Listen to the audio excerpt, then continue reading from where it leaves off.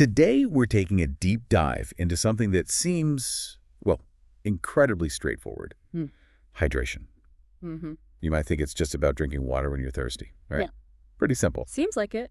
But what if I told you there are some deeply ingrained beliefs about hydration? Beliefs that can actually be counterproductive to your health. That's where it gets interesting. Exactly. Our deep dive today, it's built on a stack of fascinating sources. We've got expert opinions from integrative medicine, physicians, Good nutritionists, stuff. and recent survey data, too, all designed to give you the real story. And that's precisely why this deep dive is so vital, really. Hydration, as Dr. Dana Cohen, she's an integrative medicine physician, emphasizes, it's essential for every cell in your body. Every cell, wow. Yeah, it goes far beyond just, quenching a momentary thirst. What's often overlooked is that many people are living with what she calls chronic low-level dehydration without realizing it. Without even knowing. Exactly. And this subtle state, it can manifest in surprising ways, like fatigue, persistent headaches, poor focus, joint pain, even cravings that get mistaken for hunger. Cravings. Really? Yeah. So our mission today is basically to bust these pervasive myths. We want to empower you with accurate, actionable knowledge for, optimal health and energy. Okay. Think of proper hydration as a powerhouse for your body. It helps regulate body temperature, Right. lubricate joints, aid digestion, efficiently remove toxins, transport essential nutrients. A lot of critical functions. A lot. Boosts your energy levels, keeps your heart and brain functioning at their best. And get this, cutting-edge research even shows good hydration can significantly lower the risk of chronic diseases, early death, and yes, even premature aging. Premature aging, too. That's huge. It really is. That's a powerful opening. Yeah. So let's jump right into a big one then. For years, we've all heard the golden rule. You need exactly 64 ounces or 8 cups of water daily. Oh, yeah, the classic. It's almost gospel, isn't it? But here's where it gets really interesting. Does this one-size-fits-all rule truly apply to everyone, Yeah. regardless of their lifestyle or body? Yeah, it's a classic rule, but it's time to set the record straight. As nutrition expert Wendy Bazillion puts it very succinctly, that 8 cups rule is outdated. It's outdated, okay.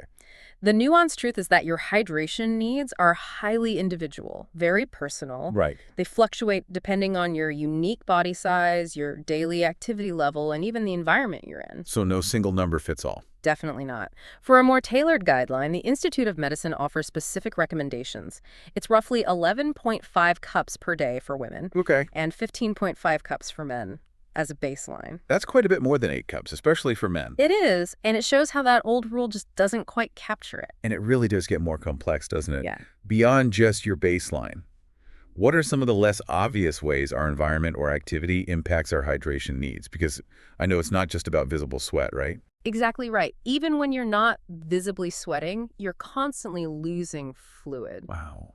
Just through breathing, actually, and evaporation from your skin. It's continuous. Didn't think about breathing. Yeah, so you absolutely need even more fluid if you're in hot or humid weather or during any kind of intense exercise. Makes sense. A really practical tip here is to add at least 16 ounces of fluid, so about 2 cups, for every hour you spend exercising or just being outdoors in the heat. 16 ounces per hour. Okay, that's a good rule of thumb. It is. And ignoring these increased needs can be quite risky. Even mild dehydration significantly increases your risk of heat cramps, exhaustion, or in severe cases, heat stroke. Which could be serious. Very serious. So the key insight here, your hydration isn't a fixed number. It's a dynamic, personal equation based on your body and your day. That dynamic nature makes a lot of sense. So if that old 8-cup rule is out, then how about our body's own internal warning system? Yeah. Thirst. We've always been told to just drink when we're thirsty, but does thirst truly tell you exactly when and how much to drink? Is it reliable? That's another really common belief. But Wendy Bazillion has a vivid analogy for this. She says, thirst is like your car's low fuel warning. It means you're already behind. Okay, so it's a late signal. Exactly. By the time you actually feel thirsty, you're already in a state of dehydration. Maybe mild, but still dehydrated. Right. And this is particularly crucial for older adults. Why them specifically? Their first mechanism might not be as acute. It can become less sensitive with age. Okay. Which unfortunately puts them at higher risk. And even a small loss, just 1–2% of your body water. That doesn't sound like much. It doesn't, but it can can begin to hurt your physical and mental performance, your focus, your energy. Wow, okay. So what's fascinating here is that there's a much better, more proactive way to gauge your hydration levels. Okay, what is it? Pay attention to your urine, specifically how often you go and what color it is. The pee test. Basically, yeah. You should aim to urinate every 2 to 3 waking hours. 2 to 3 hours. Got it. And your urine should ideally be light yellow to clear, like pale straw. Light yellow to clear. Now, a bright yellow color can sometimes be caused by certain supplements, like B vitamins or medications. Right, I've seen that. And that's usually not a problem. But consistent dark yellow, like apple juice colored, that means you need to drink more. Dark yellow is the warning sign then. It's a much earlier warning sign than thirst. So the actionable truth about thirst: don't wait for it. Use your body's subtle cues, like urine color, for proactive hydration. That's a really clear, actionable way to check. Much better than just waiting to feel parched. But speaking of getting enough water, what if I told you that a significant portion of your daily hydration isn't even coming from a glass or a bottle? Ah, yes. This is a fantastic point that many people miss. So what are some of those surprising sources? Where else are we getting fluids? From your food. Surprisingly, roughly 20% of your total fluid intake actually comes from water-rich foods. 20%. That's quite a bit. It is. Think about it. Fruits, vegetables, soups, smoothies, they're all excellent sources. Makes sense. Which ones are particularly good? Oh, lots of great ones. Specifically, summer favorites, like watermelon. Of course. Cucumbers, berries, tomatoes, grapes, leafy greens like lettuce or spinach. They are absolutely packed with water. So lots of fresh produce. Exactly. They contribute significantly to your daily fluid intake. So the simple truth here: don't just drink your water, eat it too. I'm all for adding more delicious fruits and veggies to my day. That's an easy sell. Yeah. Now let's talk about how people drink water. Many of us, especially when we feel really parched, tend to chug a large amount of water all at once. Just down it. Yeah, that instinct to gulp it down. What's the thinking there? Is that really the best or even safest approach? Or is there a downside? That habit, while understandable, can actually be potentially dangerous in extreme cases. Dangerous. Drinking too much water too quickly can lead to a condition called hyponatremia. Hyponatremia? Okay, what's that? It's essentially a dangerous drop in sodium levels in your blood. It happens because you're taking in water faster than your kidneys can process it, and it dilutes the essential salts, like sodium, in your bloodstream. So you're basically watering down your blood too much. In simple terms, yes. And its symptoms can include nausea, confusion, muscle weakness, and in severe cases, even seizures. Wow, seizures. That's serious. It is. Now, it's important to clarify this is rare. It's not something most people need to worry about in daily life. Okay. But it can happen, particularly to endurance athletes. You know, marathon runners, triathletes. People pushing their limits for long periods. Exactly. Who might be consuming large volumes of plain water very rapidly during or after intense events. Right. So this raises an important question. What's the most effective way to hydrate then, if chugging isn't ideal? Yeah, what should we do instead? The advice is generally to sip water steadily throughout the day. Sip, don't chug. Right. This allows for much better absorption and use by your body. Your system can actually handle it properly. How can people remember to do that? Sipping steadily. Some practical tips include setting hourly reminders on your phone or using one of those time-marked water bottles. Oh, I've seen those. They can really help you build that consistent habit of sipping throughout the day. That makes sense. So the key takeaway here: slow and steady wins the hydration race for optimal absorption and safety. That's a really important distinction, especially for those athletes or anyone really pushing their bodies. Okay, here's a popular myth that honestly we absolutely need to clarify because it's so widespread. I think I know where you're going. The idea that coffee and caffeinated tea dehydrate you. Ah, yes, the caffeine myth. As a coffee lover myself, I'm really curious. Does it really dehydrate you as much as people say? Is my morning cup hurting me? Good news, absolutely not. That's largely a myth. Really? Okay. The truth is, coffee and tea are primarily water.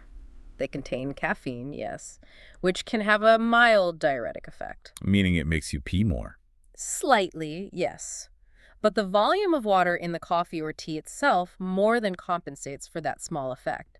So they absolutely contribute to your daily hydration totals. So they count towards my fluid intake. They count towards your fluid intake just like plain water does. Now, moderation is key for other reasons with caffeine, but dehydration isn't the main concern. That's fantastic news. And on a similar note, if you enjoy fizzy drinks... Like sparkling water. Exactly. Sparkling water is just as hydrating as still water. There's no difference in hydration value. Good to know. So if you like those bubbles, go ahead and enjoy them. They count too. Okay. The core insight: your favorite caffeinated beverages, like coffee and tea, aren't dehydrating you in the way people think. They're contributing to your daily fluid intake. That's a relief for many of us who rely on that morning cup. Okay, great. Finally, let's tackle another common assumption, especially around fitness. The idea that sports drinks are always better than water during workouts, no matter what kind of workout. Right. You see the ads, the athletes. Yeah, you see athletes chugging them, so it's easy to assume they're always necessary, maybe even superior to water. It's easy to think that, but it's not always the case. For most regular workouts, especially those under an hour, or if you're exercising in cool weather, water is usually perfectly sufficient. Just plain water is fine for, say, a typical gym session? Generally, yes. Your body likely doesn't lose enough electrolytes in that time frame to need specific replacement during the workout itself. Okay, so when are sports drinks or those electrolyte powders actually needed? They might be truly beneficial if you're exercising intensely, like really high intensity, or for over an hour, maybe 90 minutes or more, or if you're exercising in very hot and humid conditions. So longer duration or tougher conditions? Exactly, because under those circumstances, you're losing more than just water through sweat. You're also losing significant amounts of essential electrolytes, mainly sodium and potassium.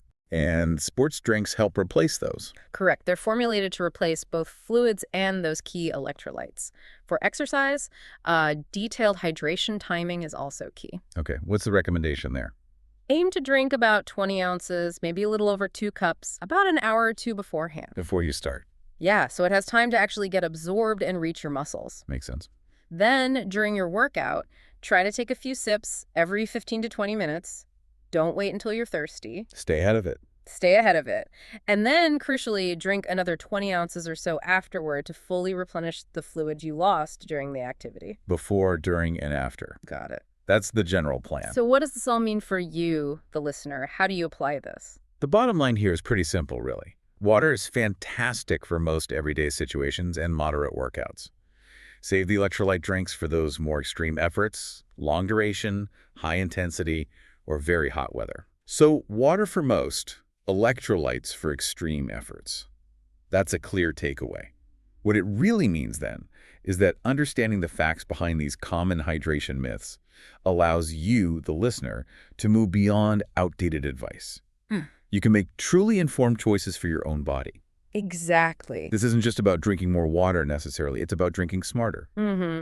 Understanding your needs. Right. Keeping your body performing its absolute best and maybe debunking some really stubborn ideas along the way. Definitely. It's about optimizing something that, as you said at the start, impacts every single cell in our bodies. And if we connect this to the bigger picture again, the profound benefits of proper hydration are just, well, they're undeniable. Yeah. From regulating your body temperature and boosting your energy level to lowering your risk of chronic diseases, early death, and even, as we mentioned, premature aging. It touches so many aspects of health. It really does. It's a simple yet incredibly powerful lever for long-term well-being and vitality.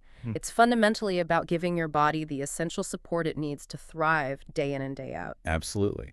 Which leads us to a final thought for you to consider. Considering how subtly impactful these, seemingly simple hydration myths are, it raises an important question for you. What other deeply ingrained beliefs about your daily habits might be subtly affecting your long-term well-being, maybe without you even realizing it, just waiting for a deep dive of their own?